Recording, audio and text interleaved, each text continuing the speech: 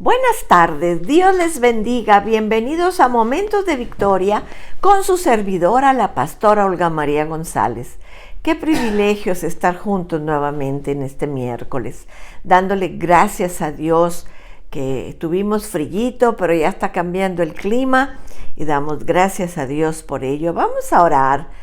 Dios Padre, en el nombre de Jesús, nos acercamos, mis amados hermanos y yo, a tu trono para darte gracias, Señor, para decirte que eres bueno, que eres grande, que siempre estás, Señor, contestando nuestras oraciones. Gracias, Dios, en el nombre de Cristo Jesús, no hay más que gratitud en nuestro corazón. Gracias, Padre. Amén. Amén. Estamos en Romanos capítulo 9, en el versículo 19, dice: de manera que de quien quiere tiene misericordia, y al que quiere endurecer, endurece. Ese es el 18, pero el 19 dice: pero me dirás, ¿por qué pues inculpa?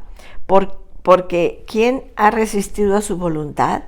Antes bien, oh hombre, ¿quién eres tú para que alterques con Dios? Dirá el vaso de barro al que lo formó: ¿por qué me has hecho así? ¿O no tiene potestad el alfarero sobre el barro para hacer de la misma masa un vaso para honra y otro para deshonra? Qué interesante que Pablo hable de estas cosas que vimos la semana pasada, que Dios tiene misericordia, de que Él tiene misericordia. Pero ahora dice, tenemos que ver la soberanía de Dios. Dios puede hacer las cosas como Él quiere. Él tiene el derecho de decidir. Él tiene el derecho de hacer lo que Él quiera con nosotros. Nosotros los humanos objetamos su soberanía. Preguntamos por qué derecho tiene de gobernar el mundo como Él quiere. La razón por la que los hombres objetan el derecho de Dios de gobernar y reinar se afirma claramente. Los hombres quieren tener el derecho de autodeterminar su propio destino, de vivir sobre la tierra y todavía tener asegurada una buena vida en el nuevo mundo. No quieren que Dios ni nadie determine el destino de ellos. Es este espíritu centrado sobre sí mismos y de orgullo lo que hace que los hombres objeten o cuestionen la soberanía de Dios. Tenemos que ver cómo está redactada esta objeción. Si Dios tiene misericordia de algunos, pero endurece a otros, ¿por qué Él falta y acusa al pecador? ¿Quién ha resistido su voluntad? ¿Por qué Dios ha decidido perdonar a algunos y ha declinado no perdonar a otros? Eso es lo que el hombre siempre dice. Es que no es justo. Ya vimos la semana antepasada que Dios no es injusto, que Él es justo y poderoso. Pablo nos da 3 respuestas a estas preguntas. Respuestas que establecen la soberanía de Dios más allá de toda duda. Entonces, vemos, número 1, el hombre no tiene derecho a replicar contra Dios. Ningún derecho a acusar a Dios de ser injusto y falto de equidad. Todo hombre que cuestiona o que replica contra Dios tiene un concepto demasiado bajo de Dios y demasiado elevado del hombre. ¿Cómo puede una criatura que ha sido formada por Dios decir a Dios: ¿por qué me has hecho así? ¿Con qué puede una criatura cuestionar a Dios? Criatura que debe a Dios su vida, todo lo que es y todo lo que tiene, todo lo que somos es por la voluntad de Dios. Todo lo que somos es por la voluntad de Dios. Una criatura que es tan frágil y que se ve fácilmente sujeta a la destrucción. Somos tan frágiles. ¿Cómo podemos discutir con el soberano Dios? ¿Cómo podemos ponernos al tú por tú con el dueño de todo? una criatura que conoce tan poco el universo y su verdad, una criatura que es tan moralmente indisciplinada y pecaminosa. No tenemos disciplina, pero queremos que Dios, que es todo bueno, todopoderoso, nos conteste. Una criatura que está tan limitada al mundo material y a las dimensiones físicas del ser. Una criatura que vive solo por breves años, cuando nuestro poderoso Dios es eterno, no tiene principio ni fin. ¿Cómo podemos ponernos a cuestionarle?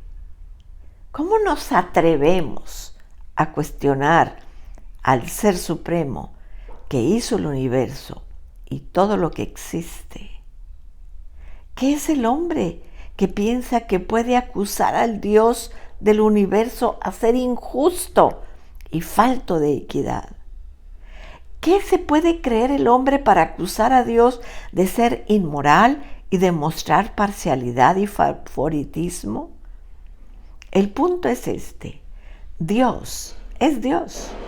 En consecuencia puede hacer lo que quiera. Como Dios tiene todo el cuadro a la vista, por lo tanto sabe lo que se debe hacer y lo hace. El hombre es necio al cuestionar a Dios y a acusarle de maldad, de ser injusto y de falto de equidad. En realidad, cuando el hombre acusa a Dios, el hombre solamente muestra cuán finito y necio es en realidad, cuán malvado y depravado es en realidad. La segunda respuesta que Pablo nos da dice: el derecho de Dios sobre el hombre es el derecho del alfarero sobre el barro. Pero tenemos que ver este punto crucial, que no debe de perderse de vista. Si hemos de entender correctamente este pasaje, el barro ya existe. Este pasaje no trata de la creación, sino del gobierno de Dios sobre la creación. Dios no está creando el barro. Él está formando una masa de ese barro que ya existe y lo usa para sus propósitos. Pablo no dice que Dios haya creado al hombre para que fuese pecador. Dios no se ha propuesto condenar a los hombres al infierno. El hecho es que Dios no quiere que el hombre perezca. Quiere que todos los hombres sean salvos. Entonces, ¿qué está diciendo este versículo? Pues muy simple. Dios usa el barro tal como lo encuentra. Toma el barro, o sea, al hombre, lo modela y lo usa para sus objetivos. Todos los hombres son pecadores, nacidos en un mundo pecaminoso y depravado. Dios conoce los corazones de todos los hombres, aun cuando nacen. Él sabe si un corazón es un vaso para honra o un vaso para deshonra. Todos los corazones que son para honra, Dios los toma y modela un vaso de honra. Todos los corazones que son para deshonra, Dios los toma y modela vasos para deshonra. Dios es Dios. Por lo tanto, si el corazón responde a las cosas de Dios, entonces Dios da el evangelio a su persona, vivifica el corazón de esa persona, la salva y comienza el proceso de hacerle un vaso de honra. Dios también sabe si el corazón de una persona está sujeta a dureza, al egoísmo, al rechazo de Dios. Esta persona convertida en un vaso de deshonra, esto es, Dios usa al pecador en el rechazo de su gloria, como es utilizado el rechazo del pecador para glorificar a Dios. Se verá ahorita en esto que vamos a ver. Este es el punto es este.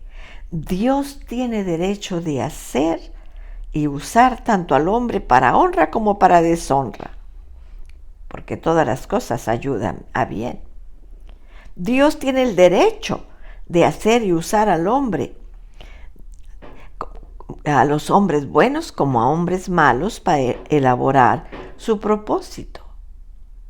Propósito que siempre son buenos. Tiene su derecho, no es distinto al del alfarero.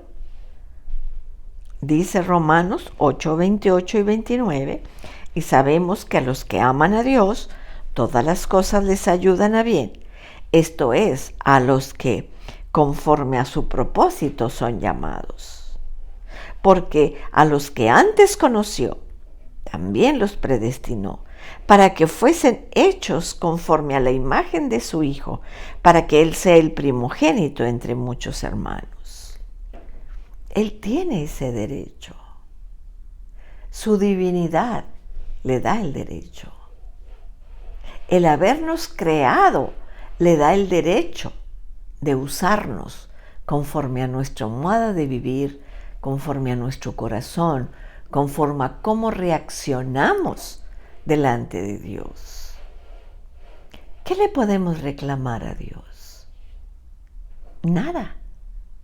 Si Él nos hizo, Él nos formó, Él nos ha dado vida, Él nos ha levantado, Él nos ha dado una familia, nos ha dado hijos. ¿Qué podemos reclamarle? Él es el creador.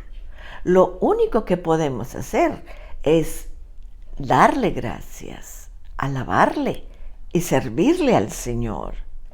Y servir al Señor. Entonces, tenemos que entender esto, mis amados, que el Señor es Dios. Él es Dios. Él es Dios. Entonces, por lo tanto, Él sabe lo que hace. ¿Sabes qué? Él sabe lo que mejor nos conviene. Es como nosotros como padres. Los hijos piden cosas, pero nosotros sabemos que no les conviene porque les va a hacer daño, porque no tienen edad para tenerlo. Igual es Dios, y mejor porque Él es nuestro Padre Celestial. Nosotros podemos pedir muchas cosas, pero solamente Dios sabe lo que nos conviene. Solamente Dios sabe lo que realmente necesitamos. Él nos provee lo que necesitamos. Él es Dios, que nunca se nos olvide.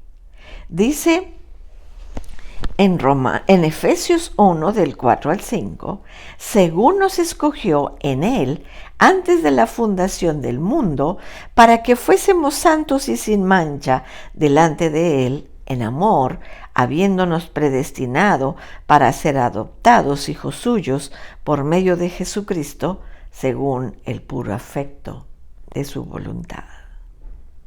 ¡Wow! Él te escogió a ti y me escogió a mí. Desde antes de la fundación del mundo, antes de formar el mundo, ya te tenía en su pensamiento. Sabía en qué siglo, en qué año ibas a nacer. Él, desde antes de la fundación del mundo, Él sabía si tú le ibas a responder y lo ibas a aceptar como Salvador o lo ibas a rechazar. ¿Qué le puedes reclamar? Él es Dios y te escogió antes de la fundación del mundo. ¿Qué le podemos reclamar a Dios? Fíjense cómo dice Filipenses, capítulo 2, del 9 al 11. Por lo cual Dios también le exaltó hasta lo sumo y le dio un nombre que es sobre todo nombre, para que en el nombre de Jesús se doble toda rodilla de los que están en los cielos y en la tierra, debajo de la tierra, y toda lengua confiese que Jesucristo es el Señor, para gloria de Dios Padre. ¡Wow! Dios exaltó a su Hijo hasta lo sumo y le dio un nombre sobre todo nombre, para que toda lengua confiese que Él es el Señor, para que toda rodilla se doble delante de Él. ¡Qué maravilla tenemos de Dios! ¡Qué grande es nuestro Dios! Dice Filipenses lo exaltó para gloria de Dios Padre. Tú tienes que confesar que Jesucristo es el Señor y tú doblar tu rodilla. Cuando el Señor venga, aún los más malos tendrán que confesar que Jesús es el Señor y doblar su rodilla. Dice 2 de Timoteo 1:9, quien nos salvó y llamó con llamamiento santo, no conforme a nuestras obras, sino según el propósito suyo y la gracia que nos fue dada en Cristo Jesús ante los tiempos de los siglos. Y Tito 1:2 dice, en la esperanza de la vida eterna, la cual Dios, que no miente, prometió desde antes del principio de los siglos. ¿Qué tamaño tenemos? Somos tan chiquitos delante de la grandeza de Dios. ¿Cómo podemos reclamarle? ¿Cómo podemos? Si Él nos formó. Y luego dice Apocalipsis 1:6, y nos hizo reyes y sacerdotes para Dios su Padre. A Él sea gloria e imperio por los siglos de los siglos. Agradécele a Dios. Te hizo rey y sacerdote. En Apocalipsis 4:11 dice, Señor, digno eres de recibir la gloria y la honra y el poder, porque tú creaste todas las cosas y por tu voluntad existen y fueron creadas. ¿Qué es lo que podemos hacer? Reconocer su grandeza y alabarlo y darle gracias. En Apocalipsis 13:8 dice, y lo adoraron todos los moradores de la tierra, cuyos nombres no estaban escritos en el libro de la vida, del Cordero que fue inmolado del principio del mundo. Apocalipsis 19:6 dice, y oí como la voz de una gran multitud, como el estruendo de muchas aguas, y como la voz de grandes truenos que decía, aleluya, porque el Señor nuestro, Dios Todopoderoso, reina. ¡Qué maravilla!